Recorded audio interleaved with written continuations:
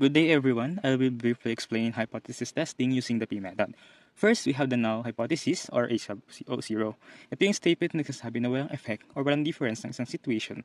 Parang assumption natin na normal lang ang lahat.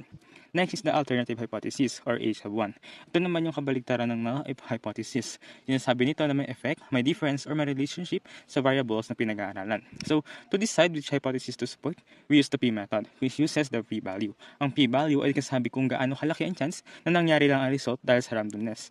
Kung ang p-value ay mas mababa sa significance level, usually 0.05, we reject the null hypothesis. Pero kung mas mataas na 0.05, we fail to reject the null hypothesis. At ganyan ginagamit ang p-method para makagawa ng decisions sa hypothesis testing.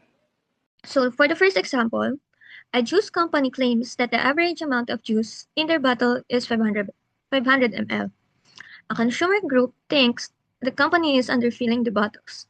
So a random sample of 36 bottles is tested and the sample mean is 492 ml. The population standard deviation is known to be 20 ml. So test the claim at 0.05 significance level using the p-value method. So in our p-value method, we have 4 steps. So ang first step natin is stating the hypothesis and listing down yung given values dun sa problem. So let's start with the first step. So first, we will define what the company claims and what the consumer group suspect. So yung claim, yun yung magiging null hypothesis natin at yung consumer group suspects yung magiging alternative natin. So for null hypothesis, population mean is equals to 500. This is the bottles are filled correctly. So for our alternative hypothesis naman, ito population mean is less than 500. So ito yung bottles na underfilled. So reminder lang or take note, this is a left tail test kasi we are looking for less than. So let's proceed. Yung given natin dito ay population mean is 500, sample mean 492, population standard deviation is 20, ang sample size natin is 36. And ang significance level natin dito is 0.05. Okay, so ngayon naman ay magpo-proceed tayo sa second step. We have here yung pag-calculate ng test statistics or the Z. So we need to find out how many standard errors the sample mean is away from the claimed mean. So we use the formula Z is equals to mean minus population mean divided by standard deviation square root of sample size. So for calculating the standard error, para mas madali, kunin muna natin yung baba. So yung standard deviation natin is 20 divided by square root of 36. So square root of 36 is 6. And copy lang natin yung 20. So 20 divided by 6 is equals to 3.33. So yun yung babang value na natin.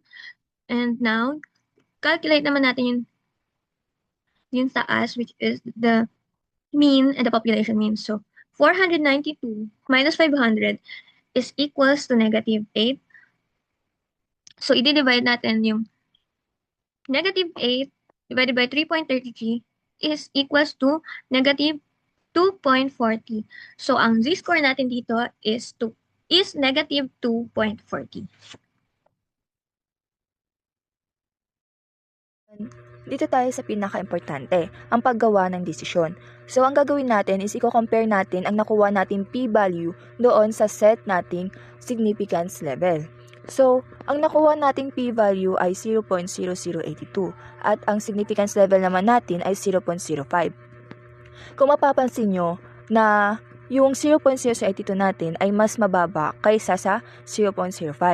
Dahil mas maliit ang p-value sa ating significance level, ang desisyon natin ay kailangan nating i-reject ang null hypothesis.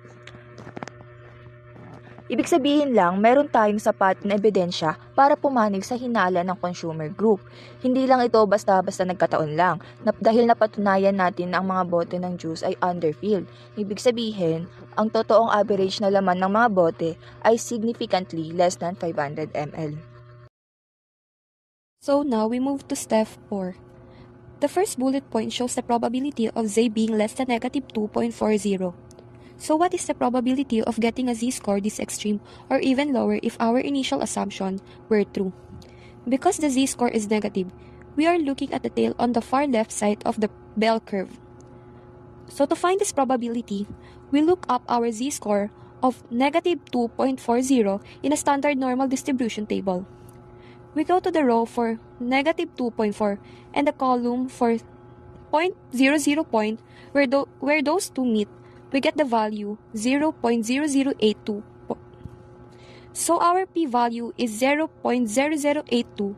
If we convert that to a percentage, it is only 0.82%. Since this is a very small number, specifically, it's less than the common 5% alpha level, it tells us that our result is statistically significant. In other words, it's highly unlikely this happened by accident, which give us strong evidence to reject the null hypothesis.